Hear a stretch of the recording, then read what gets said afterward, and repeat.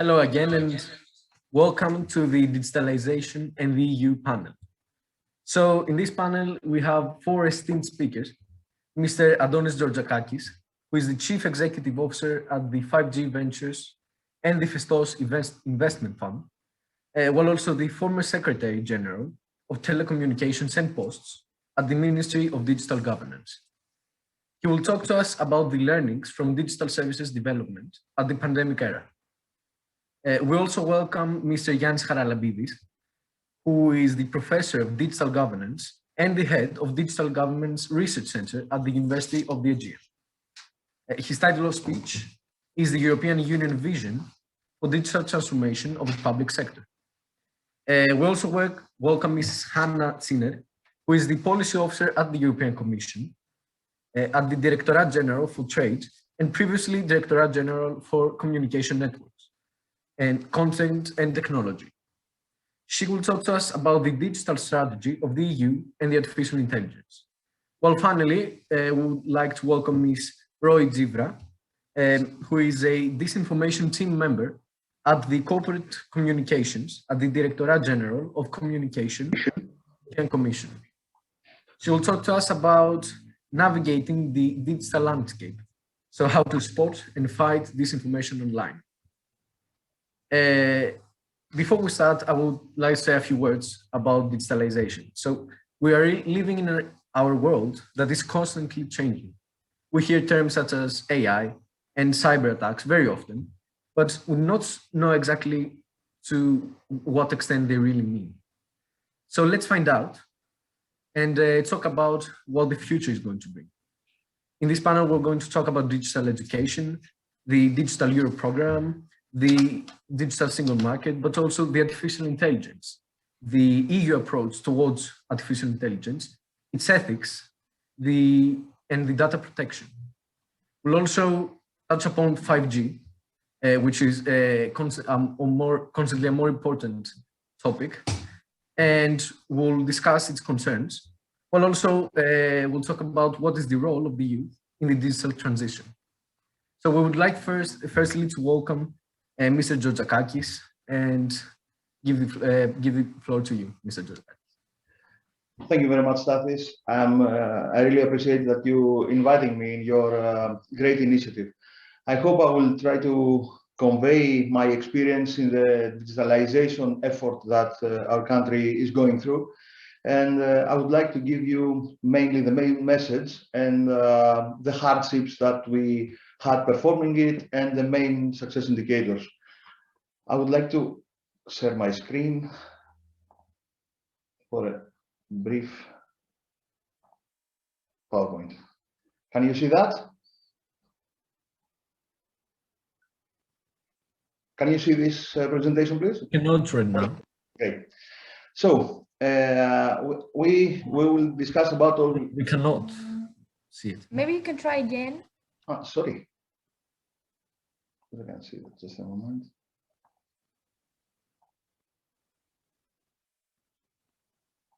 Perfect. We can see it now. Ah, okay, great. So the main idea is just to convey you what we have done, of course, in accordance with the EU standards and with the EU cooperation regarding the digital transformation of our country and the digital transformation of the main productive industries of Greece. Or, as I would say, in 1.5 years journey, the digital governance as we face it from the beginning. You know, when we entered the digital governance ministry, which was mainly a new ministry, only 2 or 3 years old, and with new jurisdiction as well, the main message that we had to convey among us is that, okay, let's stop theoreticalizing digital transformation and let's start delivering real results for the citizens. Let's have the low-hanging fruits of the digitalization. Let's also design the future, but mainly let's make some clear, quick wins for the citizens. So this was the main idea starting, and I think that's why we had a lot of initiatives that fulfilled this kind of vision. I will start with this, with the first slide saying that practically what we did was to have a lot of initiatives which were mainly a mix of a burning quick wins that our country should have performed 10 years ago. We had to look also the strategic forward-looking moves for the years to come, let's say 5G. On top of that, we had unprecedented conditions, and as I call it, emerging innovations, in which we hadn't planned, but it came with a wave of the pandemic, or with a wave of the migrant border crisis that we had last year and all this stuff. So we had to divide our initiatives in three major areas. The first one is, as I said, quick wins.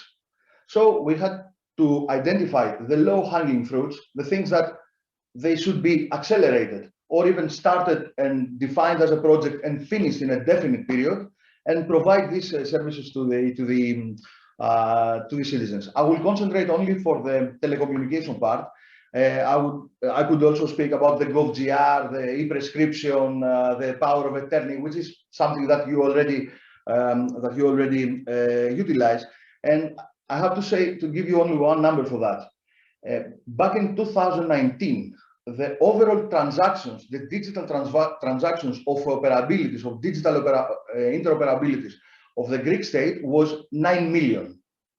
In 1 year later, and the main digital operations that were offered, it was approximately 500.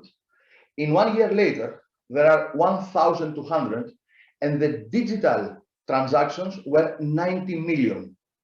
This means 11 times more than it was in 2019. So this means that it's practically a well-accepted strategy by the citizens. So just for telecoms, the quick wins that we had to implement in record time was, as you well know, the emergency number 112, that it was the first also project that was fulfilled, the cell broadcasting, all the messages that we received from the civil protection and all this stuff. The upgrade of broadband in schools, 13,000 schools were upgraded from old ADSL technology and VDSL technology with 5 times more broadband speed in a few months. The hosting of ENISA is the cybersecurity, the European Cybersecurity Office, which is hosted here in Greece and here in Athens, and we had to pass the legislation for that. The legislation regarding the antenna deployment, because you cannot have telecommunications without proper antenna licensing in the country. 2 initiatives on broadband acceleration. The ultra-fast broadband is the largest public-private project that is now under finalization, 700 million euros, regarding almost 1 million lines in white areas in Greece covered by high-speed internet. Subsidization of demand for as a super fast broadband extension, which is broadband, again, fiber to the optic, fiber to the home services, subsidized, partly subsidized by the state for increasing or for boosting the demand. Also, new postcodes that are now under development for the post office, and also initiatives for white areas on TV, digital dividend too. I don't want to get into details. We even had to perform as a quick win an organization chart, because when I went to the secretariat and I saw the organization chart of the telecommunication general directive and all this stuff, it was completely inconsistent with the current with the current developments. It was an organization chart that reflected probably 25 years before. So we had to make again the organization chart even to work with it. So we concentrated on these quick wins. These were implemented, but the important part was not only the quick wins. Like, as I told you, the GovGR, the prescriptions and all that stuff. These were remainings of the past. And we have to be hard with ourselves that what we have done right now is mainly closing the remainings of the past. But at the same time, in order not to put ourselves in the same situation, we had also to design the future. This came with the second and the third initiative that we had, which was the strategic forward-looking initiatives and the emerging innovations that came up out of the pandemic and the other situations. The major strategic move was the 5G, the definition of the 5G strategy of the country and the relevant auction.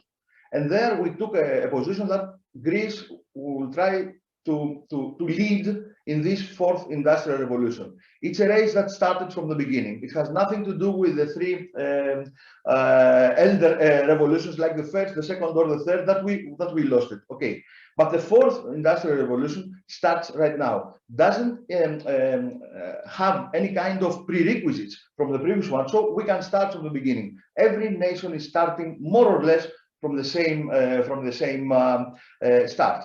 So we said we will try to be, due to the fact that it's a multiplicator, a financial multiplicator for the country, this must be one of the top priorities. The second one was the transposition of the EU Communication Code. This is what we called the constitution of telecoms in Europe. There was a directive from 2018 of the European Union, and the member states had to transpose this to national legislation up to end of 2020.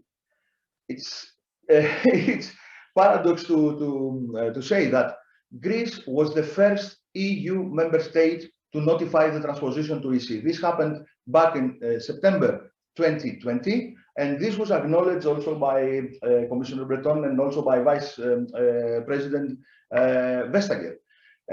Up to 2020, only 3 countries in the European Union had transposed the directive: Finland, Hungary, and Greece.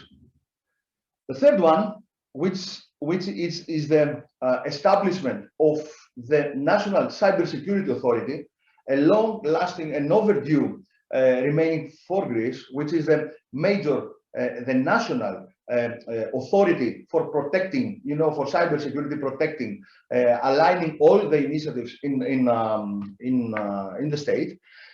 The National Space Security Strategy, which is the National Space Strategy, which was mainly a great market that Greece hadn't touched upon, or had touched upon in a not pragmatic way, I would say. And finally, we had also a great headache to deal with, which was the Greek post office. It was ELTA that we had to proceed with a business transformation. It was a company bleeding financially, and we had to transpose this company to the new era.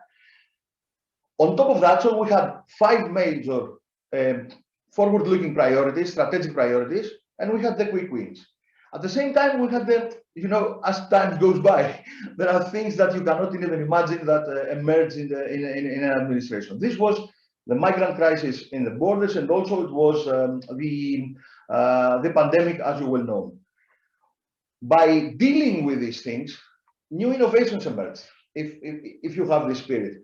The first one is the Festos Investment Fund, which is now I'm leading, which is recognized by EU as a best benchmark for member states. This was a very simple idea.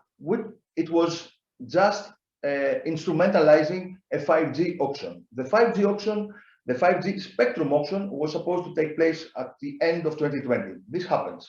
What we said is that, okay, let's transform these auction revenues to capital, to invested capital in the market of services, if running on top of 5G.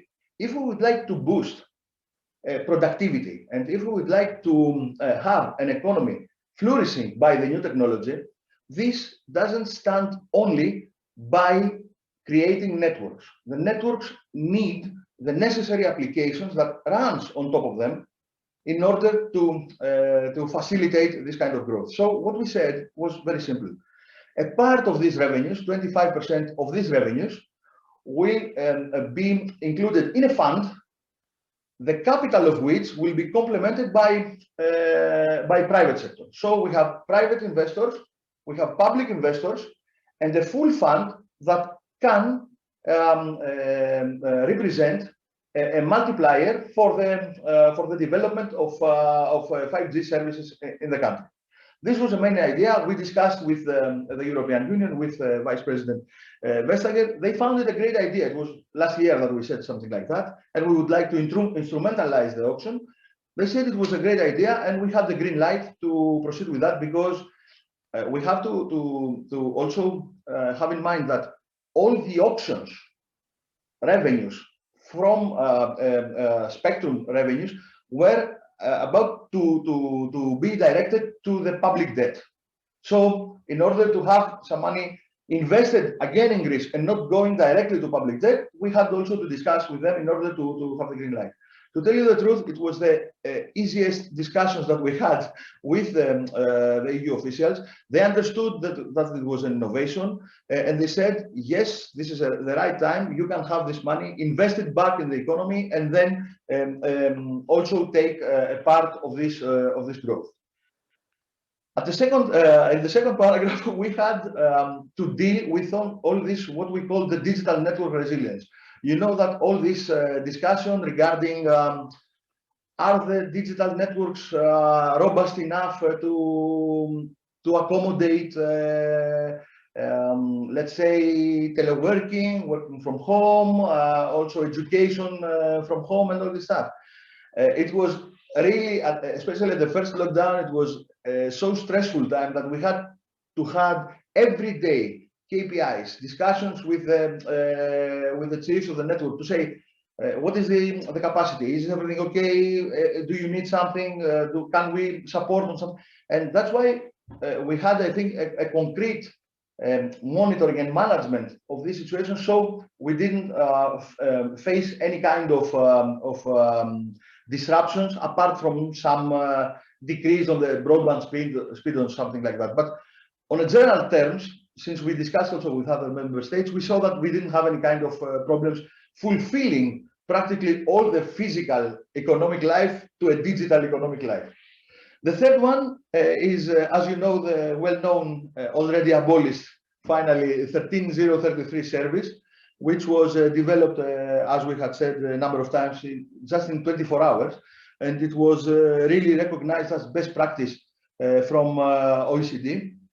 The fourth one was roaming alert services, SMS, that we developed to send during the migrant crisis in the borders, and there were roaming SMS to all the new to all the coming smartphones in the borders that please we have to let you know that the Greek borders are closed. You cannot transpass the borders and all this stuff. This was, you know, there was a lot of fake news game at that time. There was the idea that the borders are open and you have to go there and all this stuff. So we had to, in a way, inform all the stakeholders that the actual reality was there. The borders were closed, so they have to not to be moved to this situation. And finally, we had, I call it as an emerging innovation, but we had also the opportunity. This is a threat that turned into an opportunity, which is the Greece 2.0 RRF project that we had to develop in a record time, the digital infrastructure project that could lead the country to another stage. This was not an emerging innovation, but it came really out of the blue. We had to prepare it quickly, and we have to design that for the next 10, 15 years. Just an example. This was the situation of Greece. I will take an example only on 5G. This was the 5G Observatory quarterly report. It was up to December 2019. And this was the situation for 5G in the country in Europe 2019. With grey are the countries with no 5G commercial services, and blue with 5G already commercial services. This was a snapshot for 2019. Greece, as you know, there was no commercial service, but not only this. In December 2019, this is the DESI index, the digital index for society and economy, and this is again up to December 19, showing that in index for 5G readiness, Greece has scored 0% on the value on the DESI index, while the European Union was 21%. This was the snapshot of end of December 2019. 2020. This is the same report on 2020. This is the situation for whole Europe. As you can see, Greece not only has commercial 5G operations, but has auctioned 100% of the pioneer bands that have to be auctioned for 5G. This is the 100% of Greece. And you can see that other countries, for example, like Germany, was only 75% on the pioneer bands. And this was December 2020. And not only that, on the same report, there was for the first time a scoreboard regarding all European Union and the 100% compliance with the auction. So what we see here that Finland was first with 100% and Greece was second with 83%. It was a little bit when we would like to have a joke at these hectic times in the ministry. I was saying that I don't know if I am more okay, it was a joke that I say I don't know if I'm happy that we are second, or if I'm happy that our digital paradigm, which was Estonia at the beginning, was at 0%, because we were saying a lot that we have to take a lot of benchmarks from Estonia and all this stuff. But at the same time, we were in an index that we were second, and the other one, you can see that it was in the same in that position that I show you. Maybe one can say, okay, maybe it was semi-ready and you had 2 months work and then you had this this result. So it was semi-ready practically, so it was not much to do. We created in the ministry a scary slide that I will present you right now, trying to measure what we did in order to move from the report from the rank of December 2019 to the rank of 2020. And it is this one. I don't know if it's scary enough, but I think it's important to explain it.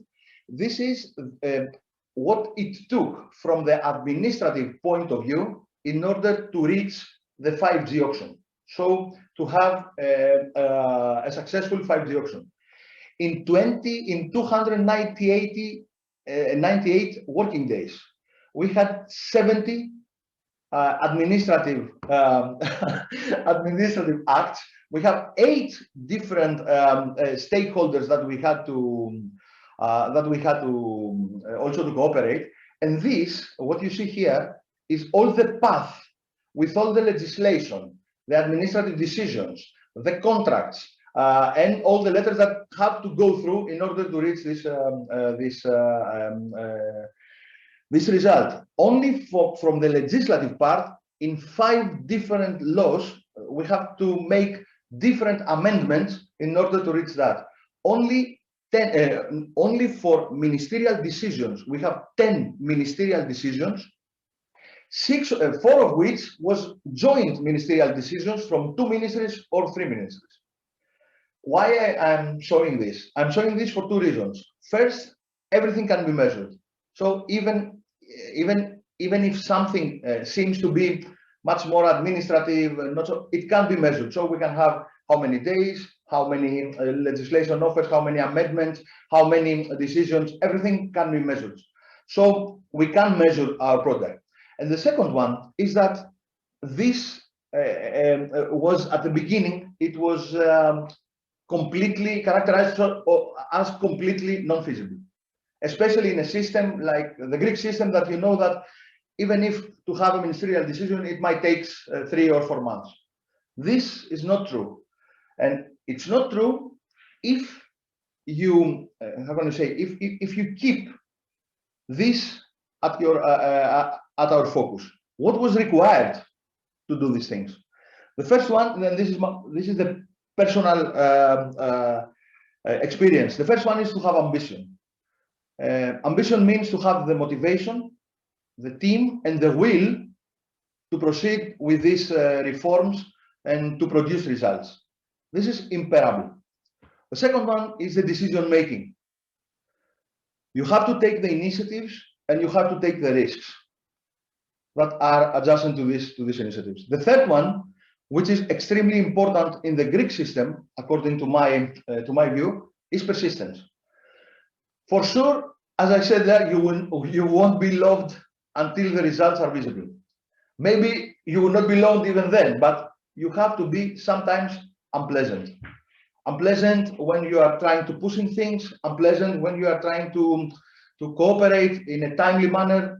You might be unpleasant, but results and the final outcome must be of our main focus. The fourth one is also knowledge, that you have to know what are you talking about, what are you trying to achieve, and what are the initiatives and the risks that you take according to this area of expertise. And finally, the important is to have in mind the three major EU values. The first is trust. Without trust, nothing happens.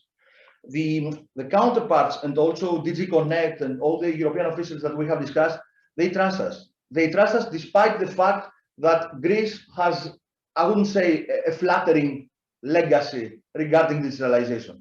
Nevertheless, when we set up our plan to them, we said, guys, this is our plan. We will give you reports every 3 months to present you our progress, and you will see that till end of the year we will have achieved these goals. And they trust us, and we delivered. The second one was humanity. The main thing is that we do all these digital services in order to empower citizens. We don't do that for any other reasons, but mainly to give the power to people in order to fulfill their ambitions to do the work, or for business to make their business really simply. We don't make these things in order to complicate things and all this stuff, or for the sake of digitalization. We do it in order to empower people. And the third one is fairness. You have to be fair. You have to prioritize the stakeholders' environment. You have to be fair to all the initiatives that you take. This was my, I don't want to go further. This was the main learnings, as we said, and the leadership learnings. And speaking to a school, I would say that it's important also to convey these things. At the end of the day, it's all about leadership, irrespective of the form of this, but at the end of the day, the results are coming from the proper leadership. I think I don't have anything else. I will leave time for the co-panelists, and I'm pretty open to have any kind of discussion further. Thank you very much. Thank you very much for the intriguing speech. Now we will move on with Mr. Charalambidis in his speech of the European Union Vision for Digital Transformation in the Public Sector. Mr. Charalambidis? Okay. Thank you, Stathis. Thank you to all the team. Okay, I will go on. I've listened to most of the discussions today. So after the previous talk that was mainly about Greece, but also Europe, I will show you in brief. I have 7 slides to show you the key targets of European Union on its vision for digital transformation. So what is to be done and what is the level of expectations we have from the European member states for the next years. So let me make that a full screen. Maybe this is better. I'm Yannis. I work at the University of the Aegean. This is my team is based in Samos, but from there we travel all around Europe and the world to do things. So what I'm showing you here is coming out. If you want to see further on, you will reach for the Tallinn Declaration on e-government, which is 2 years ago was the biggest decision of the European Union to pursue digital government for real now, and also the Digital Euro program. So let's move. Now, the first principle, the first idea, the first vision is what we call digital by default. Imagine that most of the services we're talking on right now have been developed as manual services, and now we are trying to transform them into digital services. This principle here talks about developing a service from the digital part at the beginning. So first we develop it as a digital service, and then We'll see if certain groups would like to have a different kind of interface or interaction. Imagine then in a few years, the core interaction with public administration will be via digital means. So there shouldn't be so many queues and so many people waiting in front desks and etc. This means that we are moving to a direction that we want to provide what we call seamless proactive digital delivery. Proactive means the service is there before you ask for it, because for most of the services, the state knows what to do and what would you like to be done. Okay, not all of them, but for example, when you finish your high school and you want to enter a university and you have applied for this and you have gone through the exams, it's quite silly to ask for the citizen again to enroll, let's say, to the university. You see, so we know things, and these things should be done by the government itself. Mobile by default is also coming. So at first, the citizens will see services that will be designed for their mobile phones, and then maybe for their desktops, and then maybe for the non-online presence. As you saw, even in the previous presentation, we have a big issue because the whole legislation, and this started some hundreds of years ago in Europe, is not digital ready. You see, in order to do a small modification or a big modification in the way services run, you need to fight with a few tens or hundreds of laws. And this is clearly, you see, it's there, but it's not acceptable for our societies anymore. So you young guys, you should always think that legislation is a major burden. Of course, it does also very nice things for us. Now, this is quite tricky. It's called once only. It's something that we read more and more, and we're trying to understand more and more. This principle says that citizens should supply any type of information only once to the public sector. So imagine that today, even in the so better environment that Greece has become during the last months, you still have to supply a lot of information twice or 3 times or 4 times about yourself. Where you live, where is your financial address, where is your medical record, where is the data of the medical record. You see, usually when you reach a public administration, they start asking you things. Who are you, and can you provide this, can you do this? So this idea says, as now some of the banks have achieved the last years, when you go to any part of public administration, you are facing the public administration as a whole. Imagine, this is quite tricky for most European countries that still a municipality is completely different than the ministry, and one ministry is completely different than the other. So also another repercussion of this is that this data should only be stored once at the responsible administration. So our security file, let's say our public security file is there, and then no one is reproducing it all the time. They just share with this reuse culture we're talking about between administrations. And imagine that this has to be achieved because we are not Greeks, we are Europeans. This has to be achieved at a cross-border level. So imagine when you go to Germany or the German tourists come to Greece, it should be that the Greek state knows exactly the same as the German state knows about this person. We have some way. Trustworthiness is an issue that becomes more and more important because you see, now that we're moving from the manual operation to the digital operation of the state, more and more fraud will happen. In Greece, we are still struggling to provide the core issue about security, which is our electronic identification mechanism, but we are now well in the way. We will soon have our digital ID as a card and as also a mobile application, and everything that will be so secure that what we're doing today with this username and password from the taxi system will look something of the past. And I'm saying that because, you see, it's going to be a very connected system together also with the private sector inside.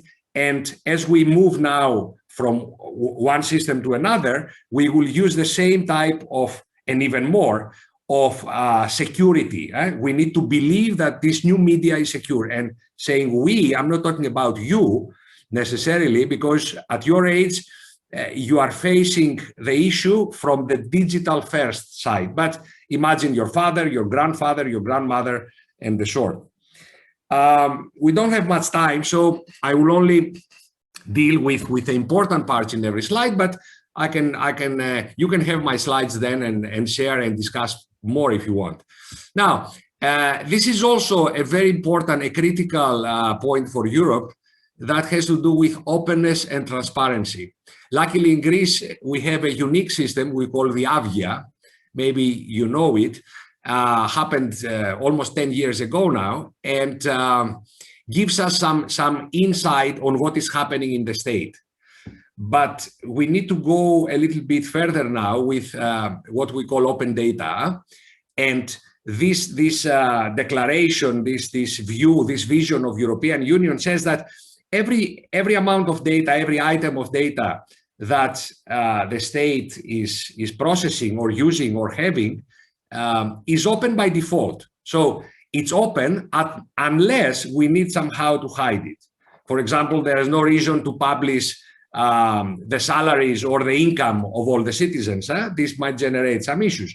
So apart from the things that should not be open, all the rest are open by default. Now, in order to show you what is the meaning here, this is a discrepancy of like 1 to 99%. Now, 1% of the data of the state is open, and we need to go from 1% to 99%, leaving 1% that is should stay closed because of personal information reasons, and maybe also defense and state security.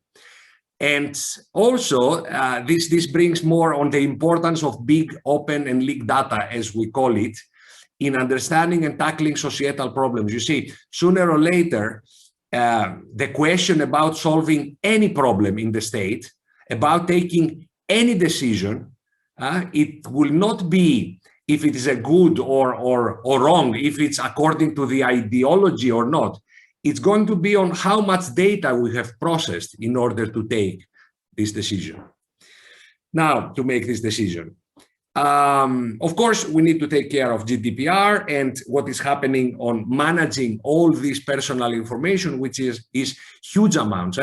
The state is knowing more and more, and we allow the state to know more and more to make our lives better. But at the same time, we trust and we want to trust that this data is not going into the false hands.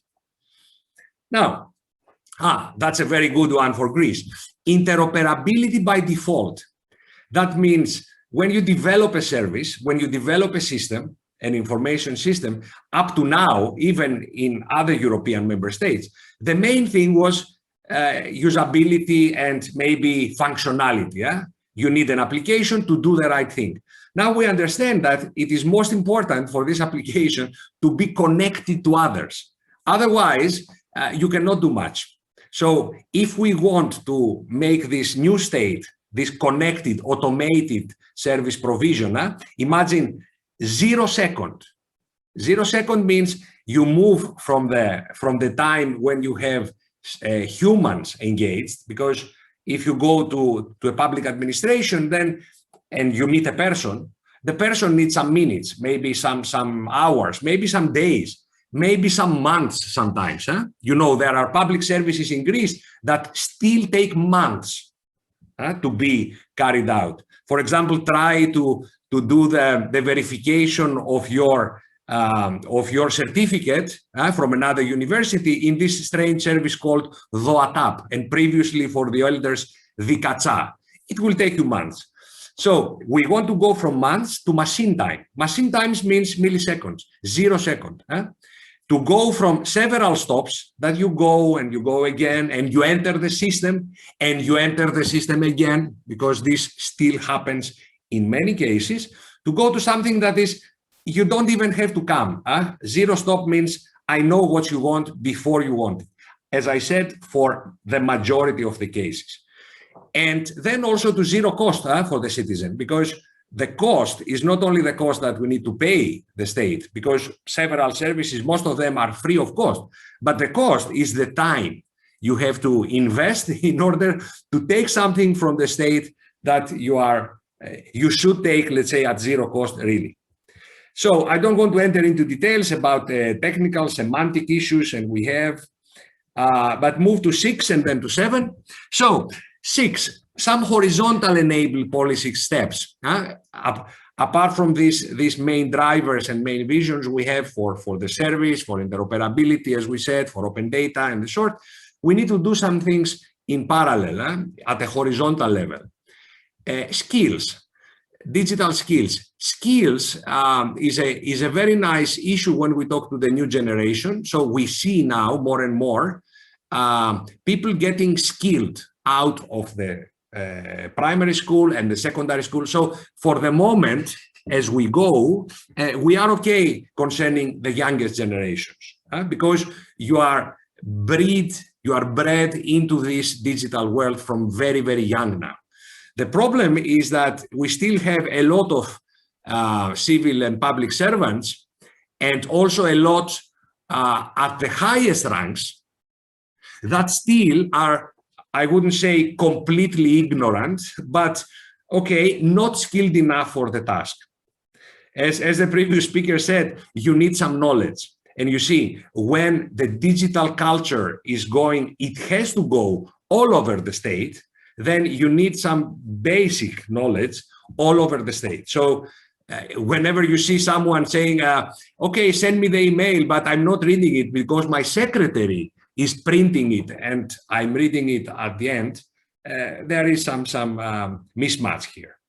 So the second is also very important. As I said before, since we make a complex world, we have made a very complex world, and we need now to use all these amounts of data that the state has, but also must organize, and also utilize machine intelligence. I'm giving the floor to the next speaker, because we know now that with these two elements, with data and machine intelligence, we can lead the public sector also to better decision making. Imagine, see around you, see behind you, and see the bookcase you have behind you, see your mobile, see my mouse, see my screen. All of these things have been designed using a lot of simulation. Even the simple things, the simplest things are being simulated before. In the public sector all over the world, is not a Greek only problem. We're taking very, very critical decisions without any kind of simulation, any kind of using, as we call, evidence and processing evidence. Your car, if you have a nice car right now, has a lot of this simulation power inside it. Most of the computing power goes to simulations for cars, for airplanes, and none of them goes to simulation about the policy at the state level. Okay, I will only keep here the experimentation. We need also to become a little bit accustomed with experiments. Experiments means you do something and you might win and find something, or you might lose. You might lose small time, or even you might lose big time. So we're not going to develop the new if we're not allow the state with some experimentation. We need to bring this experimental attitude, as we say, from the very first. When you enter the public sector, they should tell you, you know, we are playing with things. Now it's completely the opposite. You don't play in the public sector. You just do the job, and it's like that, and it's not going to change so easily. Last, and this is something that we're working on right now at the European level. There is a new committee that we call going towards innovative public services. And this is where we need to understand something. Okay, all these technologies come now, artificial intelligence, blockchain, DLTs, Internet of Things, 5Gs, clouds, analytics, AR, VR, which stands for augmented reality and virtual reality. So it's all these technologies that grow in exponential manner. That is why we call them exponential. Now, it's quite strange that we still use these technologies to make better services that were conceived 300 years ago. Imagine the idea that you need this certain building permit or that you need a certificate of something in order to do something is something that was designed when the state was not connected, when we even did not have any kind of computer in place. Most of our legal structure in Greece starts and finishes, let's say, before the Second World War. 90% of our laws are there, and 90% of our services also are there before even computers were invented. So the idea is not to use computer to make these services better only, but to design things that we can only achieve with the use of technology. I give you some very, very small examples here out of my head this morning.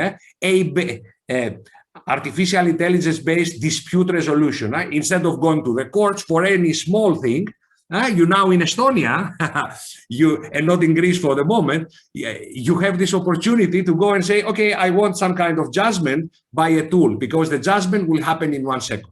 So if you don't like it, then you can go to the court. But if the courts decide the same, then you have to pay double the fine and things like that. Or this idea of big data powered financial support during pandemics. There's an N they are missing. So that's all from my side. I will just want to finish by saying you some things you can look around for us. As I said, I'm coming from this Digital Government Research Center. That is a team of professors and researchers and also the private sector around that we think and we develop these new ideas about government, not especially about Greece, but in general. But of course, we are also very keen on assisting our country. We have this master in digital government, since we're talking about education. It's very crucial for the Greek nation in whole to preserve education in our own language. Everything becomes international. So any moment we spend to write a Greek word in these terms and to teach in Greek terms is very valuable. So all these are made in Greek, digital government, digital innovation and entrepreneurship. Now it's in English here among mostly Greeks, but anyway. We have also 2 international summer schools in our islands, like Samos, Syros, and Lesbos. We do these things. This is a kind of think tank we have in Samos. So every year we gather, let's say, the most progressed minds of the world discussing issues like that. And this is our accelerator, Aegean Startups. And these are 2 of our projects. Maybe the last one is the one that I will finish with. The Gov 3.0 is a project thinking about this next generation digital governance. And many laws is a very strange thing that we're talking about AI-powered legal informatics. So how artificial intelligence will assist the state, but also the citizens in this important aspect, which is the law. With this, I would like to thank you very much and give the floor to the next speaker. Thank you very much, Mr. Charalambidis. We shall now continue with Ms. Ziner. Thank you very much, and thank you for having me. I want to speak about very briefly the role of the European Union in digitization, and I want to use the example of artificial intelligence to discuss a little bit what the EU is doing. And in the end, I'd like to say what all of our roles can be in that regard and how you all can play a role in it. When it comes to the European Union, I don't know if you've heard, because you've already had a talk about climate change and so on. What the EU tries to figure out at the moment is how to handle the twin transition. And the twin transition is fighting both climate change and handling the digital transformation. And if I think about it, I think it's logical. Both climate change and digitization are the 2 trends that are going to make our lives incredibly different from the lives of our parents. And when it comes to digitization, that even profoundly makes a difference in the way I went to high school and the way all of you guys went to high school. Even if you think about things like, when did you get your first smartphone and what sort of things can your smartphone do while you go to school? Because of the fact that digitization is going to have such a big impact on all of our lives and transform both the way we live, we work, but also how we work as a society, that is the reason why the EU has started looking into digitization strategies and to figure out what to do. The current Commission president has different priorities, and one of them is to make Europe fit for the digital age. For that, there was a first strategy in February 2020, which is called Shaping Europe's Digital Future. The idea was to try and figure out how we can make this digital transformation work for people, for businesses, and for society as a whole.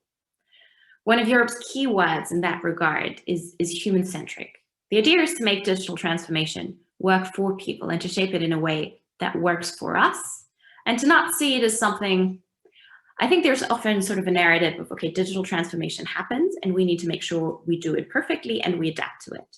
But in the end, digital transformation is something that humans make, and we can shape it in a way that suits our needs and that helps us move forward. Artificial intelligence, in my perspective, is a case in point there. We've already been talking a lot about different things artificial intelligence can do, and it has a great potential. It can transform our public services, it can help us fight climate change, but it also has risks, and it does also a system that humans shape. This is why the European Union, or the European Commission, has had a strategy on AI since 2018. And under the current Commission, they've started thinking again about how to make artificial intelligence trustworthy. Now, when it comes to the European approach to AI, you have two things that the European Commission wants to do. One of them is achieving excellence in artificial intelligence in Europe, because in the end, we do want to use artificial intelligence. We want to reap the benefits, and we want to live in a world where digital tools help us make the most out of our potential. That's why, for example, the European Union is also investing a lot of money into the development and promotion of AI tools. But on the other hand, it's exactly this situation where you also need new rules, because the world of artificial intelligence is completely different to any we've seen before. I think when I started working on artificial intelligence, it always seems like a topic that's very far away. But if we go back to the example of smartphones, I don't know if any of you use the voice recognition tool on your phone, but that is powered by artificial intelligence as well. And if you want to see how much small things make a difference, for example, I have an iPhone, and the standard voice that comes with it is a woman's voice. And I've changed it as one of the first things into a man's voice. And the amount of times you get asked why your phone is a guy and why a guy answers you when you want to set a timer, for example, is quite interesting. And I highly encourage you to see what happens if you do the same thing. But obviously that isn't really what we're concerned about. I think why the European Union is regulating artificial intelligence is to make sure those that pose a risk are mitigated in a way that we don't have the risk, but we only have the benefits. For that, the European Commission has a risk-based system.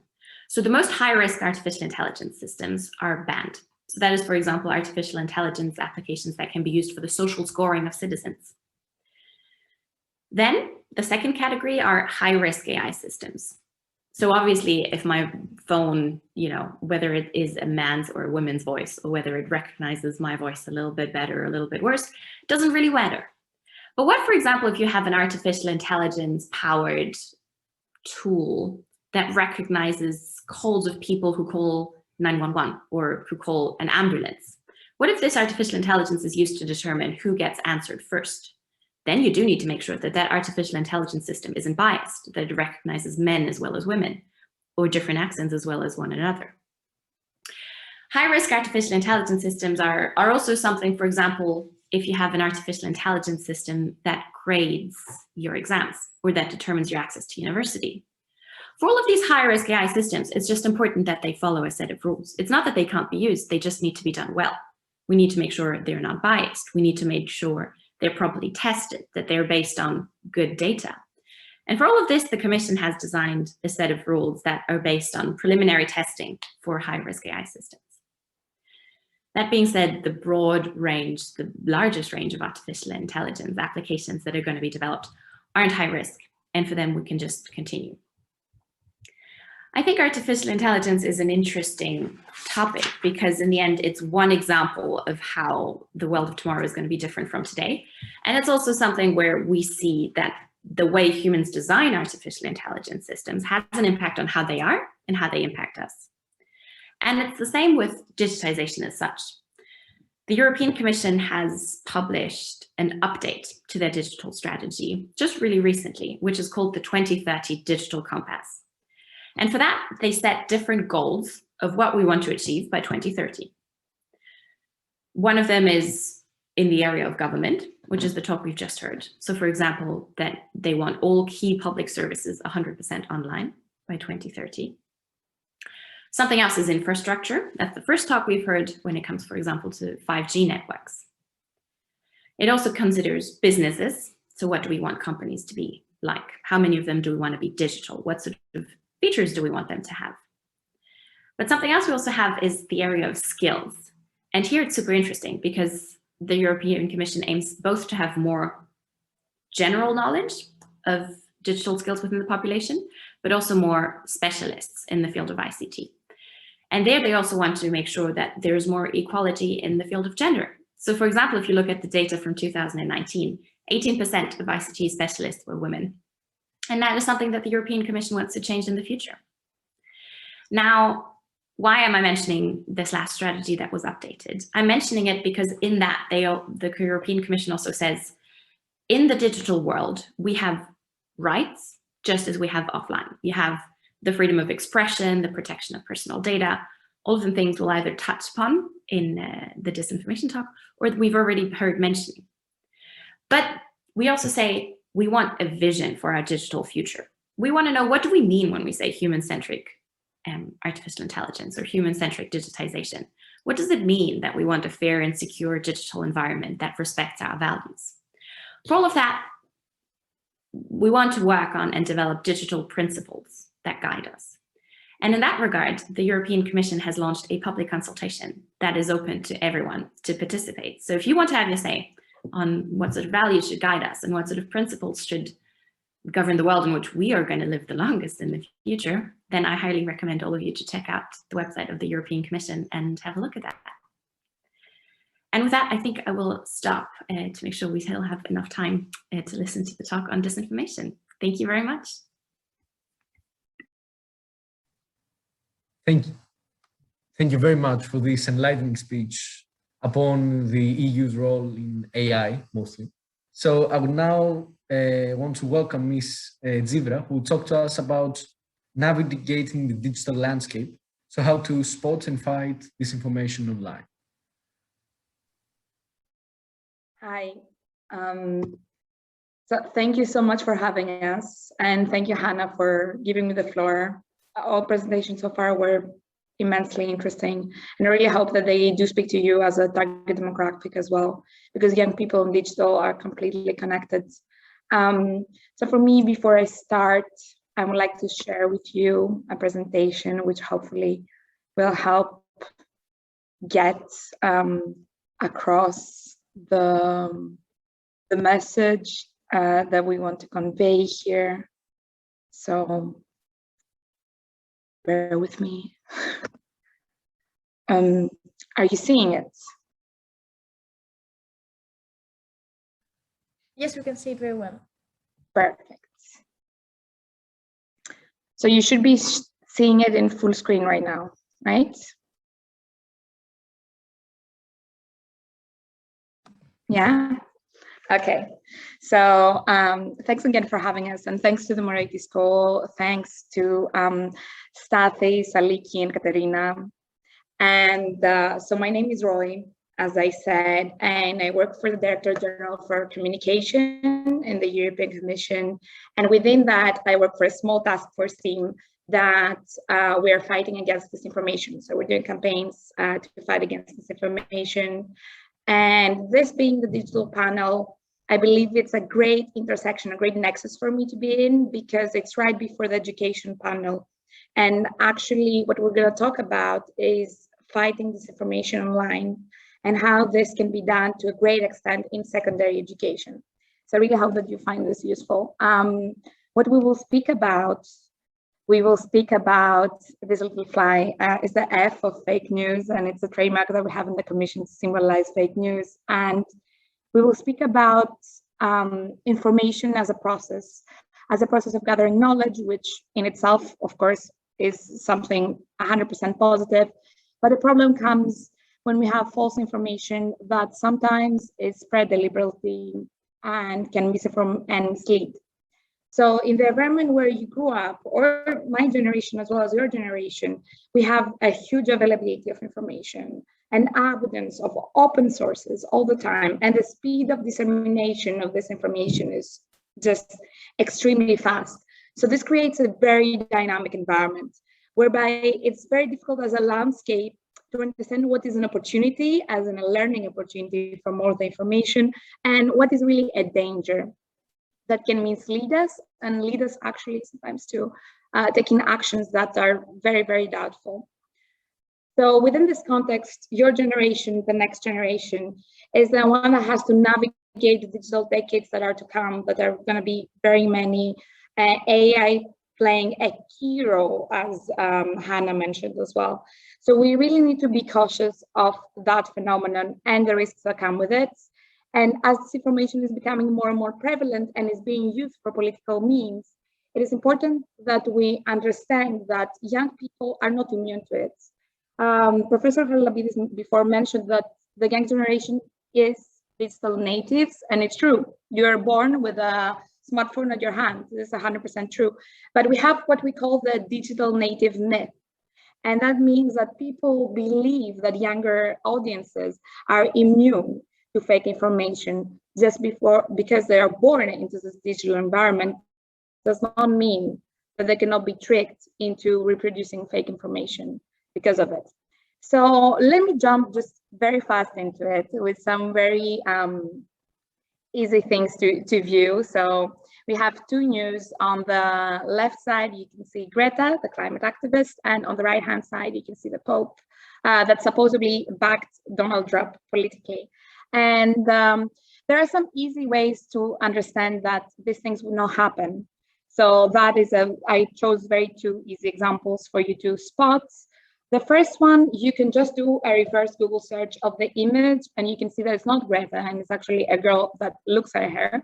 And the second one is that you can see the source. So for the Pope, it says Daily Presser. The famous website is Daily Press. So it's very easy to understand that this has been manipulated to some extent. So they're both false. So what are we doing as the Commission? We created this toolkit for secondary education, as I said before. And what we want to do is promote the discussion on disinformation to schools, because the schools are the hubs of knowledge for all democratic societies. So essentially all the societies in the EU. The school should not provide an absolute truth, right? It shouldn't provide you with facts that you just have to learn by heart and reproduce. What we want the school to do and what a school should do in a democratic society is actually to give you the pathways necessary to develop your critical thinking. And this is key in tackling disinformation, but also recognizing misinformation as well. Education, secondary level is your springboard. In 2 years, you guys will be able to vote. So this is actually the way you're going to jump into the civil society and start being aware of your rights as well as your obligations. So issues that we're seeing today, like public health, democracy, as well as cultural and legal norms within the union in general, are for the first time brought to your attention now at this age, at 16, at 15. And the role of your teachers, of educator, is key in making you understand, implanting within you the seed of doubts and the spirit of questioning when something comes from a source, what the source's intentions are. So you should have within the classroom, this is why we have, as you can see in the PowerPoint slide, this is why we want to foster discussions in the classroom, for you to instigate conversations on topics that are ambiguous, but also to further even negotiations on the very nature of truths and facts. So Excuse me, is it possible to set your slides in full screen? Because we can't see the left side of your slide. What are you seeing now? We can see your notes on the right side, but we can't see. You can see it. Okay. Yes. I thought it was presenter mode. Okay. Sorry. Wait. Thank you. Yeah, sure. How's it now? It's perfect now. No, because now you can see the full screen, right? Yeah, now.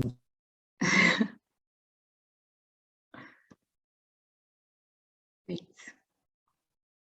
Now you see, I'm a digital native, but I still have problems with technology. So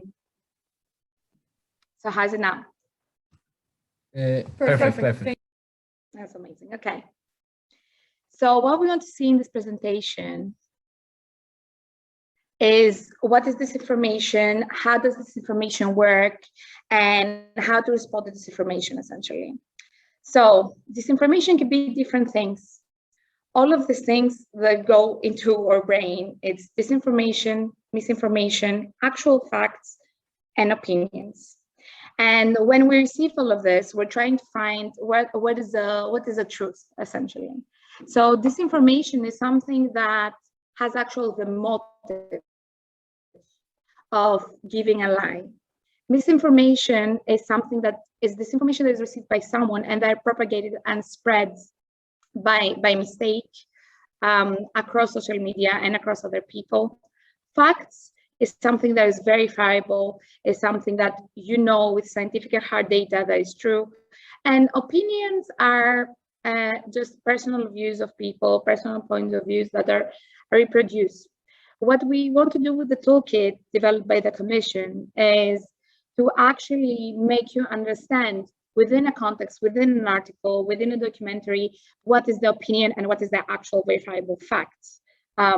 We also have, which is very important, we're going to see later on, foreign influence operations. And this is where we would work with foreign policy as well, because you can have foreign actors, whether state actors or agencies that work with state actors, where it is to their advantage, as I said before, to influence young citizens, especially, to believe facts that are not true, and to create a sentiment of division within the European society. And of course, satire and humor. So I chose the first myth as an example of what is disinformation. And I hope one that I'm not myth busting for you. You have myth busted by now at 16. And it's the story of Santa Claus. And we see that on the face of it, it is a nice and very warm story for children. It does have a spiritual meaning, and for some societies, it does have a religious meaning as well. And it does pass an educational message to the children that actually being good is being rewarded. However, it is true that it is a lie, and it is a fake reality, and it will lead inevitably at some point to disappointment. And it is something that is used by a source actually that children really believe, so their parents. So here is where we have to make the distinction between, is this a white lie or is this an evil eye? What is the motive of the source? So in this example, the source would be the parents. There's no way that the source of the parents would have a bad motive. So it's very easy for us to distinguish right away that this is a white lie. Even though it is a lie, it has a good motive, we might say. This one is a bit more tricky. So there was a paper in 1998 that supported that vaccines against rubella and other children's diseases could lead potentially to autism cases rising up in children and underage children. And even though the scientific paper was debunked many times since 1998, it has left its legacy for many years to come. Anti-vax movement is currently basing most of their arguments in that paper. And we can see that it really leaves a remnant behind, because what resonates with the people when they hear a fake news story is actually the slogan. So it's just them equating the vaccines with autism cases. So what is the problem? We see the positive is that, yeah, the lady that produced the paper, even though actually her right to practice medicine was, of course, revoked after the paper was debunked, she did have, and she does have, the right to free speech. However, the repercussions of this are multiple. She leads people to fake conclusions. She scapegoats the real reasons, actually, why autism might appear. And the long-term impact, what we see, is the whole movement that she created. She fostered the movement of anti-vaxxers. And that creates an overall decrease in the number and percentage of students, of young people that are getting vaccinated. This is very related to our first speech as well. I'm pretty sure you've heard about this, because I know that in our country, in Greece, we had the issues of this. So there was a story that 5G, and especially the towers of 5G, can create COVID. So as we said before, freedom of speech, 100%. People that have ideas, they're free to express them. And of course, we should all be cautious, not only of health effects in general, but we should all be cautious of the threats that new technologies might impose. But at the end of the day, this was unsubstantiated. It was a call to action, to violent actions. It led to many actual towers being destroyed, and also to the communication networks failing, as well as a false association with COVID-19 that led to people believing that people belittling the actual causes of COVID. So you can see that this is not a white lie for sure. This is definitely an evil lie. Related to the pandemic as well, in the beginning of the pandemic, there was a huge fake news story. You can see it in the little fly here, that by drinking very hot water that reaches down the back of your throat, it can kill the virus if you have contracted it. Which is 100% not true. On the face of it, drinking water is very good for your health, and there's nothing bad with it. But the repercussions of this is that it takes away the sense of other means that you can actually protect yourself from COVID-19, which would be wearing your masks, taking the distance. It gives a full sense of protection, and it secures people in their way of living without making them vigilant for the actual risks of the disease, as well as it creates a certain uncertainty when there's an actual scientific response and an actual scientific suggestion. Knowing this, it creates an uncertainty and questioning of the sources that should be considered legitimate. This is one of my favorite ones. You might have seen it. So it's the same person, the same lady, shown as different anti-Ukrainian citizens in different countries, in different areas. And it's very clear to see. I have all the links of the YouTube videos you can see if you're interested. And she's always talking where the Russian cameras are. And this is definitely fake. And it was very easy to spot. And this has been debunked many times. So what happens with disinformation, how disinformation works? People start believing the fake narrative.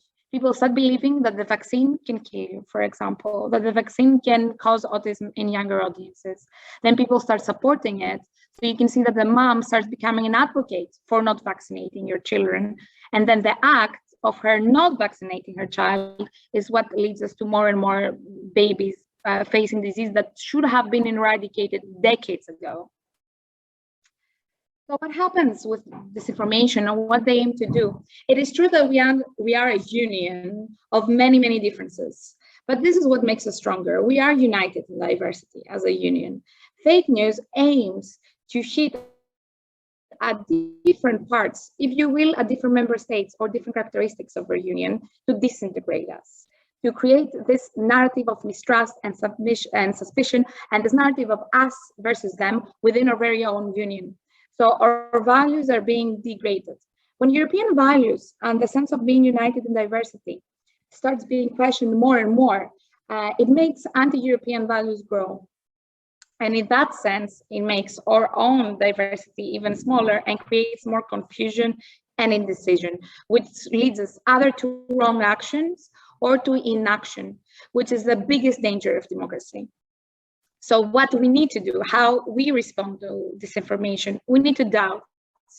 And this is why we created the toolkit for secondary school. This is a time where teachers should teach students how to doubt and question everything. We need to fact check.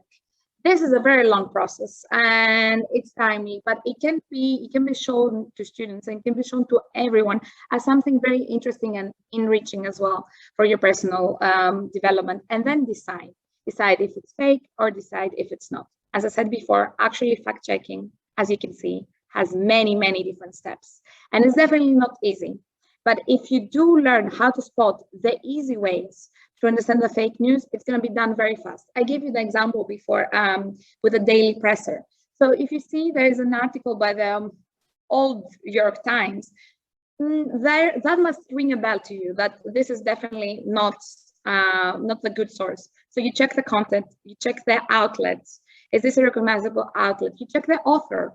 In many cases now we have the verification, so the blue check mark of actual recognized public personalities. So it's very easy for you to check if the author has the credentials to be having these opinions. You check the sources, the pictures, reverse picture search on Google is very easy. You think before you share, and you question your own biases. For example, at this age, 16, 17, is very important when you read something or when you develop an opinion about something, that you first check within you your personal mechanism of processing this. So you check, is this creating an emotion in me that it comes straight away as a reflex and something that I wouldn't want to have? That is important. So from our side, institutionally, for me to be very brief, because I think I've taken a lot of time, what we do, so what my team does, we detect, analyze, and expose fake stories. So what I do every day in my job actually is I go through fake stories. So I go through fake tweets, Facebook posts, Facebook comments. It's very time consuming and it makes you question your own knowledge sometimes, but it's very interesting. We talk a lot with member states, which is very important. We engage in myth busting. So when there is a lie, we give the truth on the facts. We pay a lot of attention to journalism and the freedom of speech, as well as developing media literacy. But the most important, which was covered a bit by the speakers before, is we mobilize the online platforms and we make sure the legislative work is being done. So you might be aware of what we call the DSA and the DMA, the Digital Services Act and the Digital Markets Act. So both these legislative works aim to protect consumers from fake information. And we also have the European Democracy Action Plan, which also aims at the specific moment where fake news seem to be spiking, and it's moments of crisis and moments of election. So the time that citizens have to make decisions. So the European Democracy Action Plan actually aims to empower the civil society to be able to recognize fake news and fight them. And this is just some recommendations for further interests, external sources, different games. All of this can be found in our toolkit for the Secretary of Education.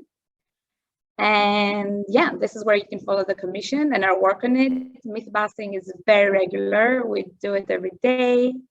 And thank you very much for your time. And yeah, the future is with you. It's at your hands to fight disinformation. Thank you very much for the presentation and a very interesting speech. So all speeches were fascinating, but sadly we're way over time, so we won't have any time for a discussion. So thank you all for coming here, and I think we made a very nice overall discussion and touched upon many interesting topics which the world does not know about. So thank you all, and let's move on with our lunch break.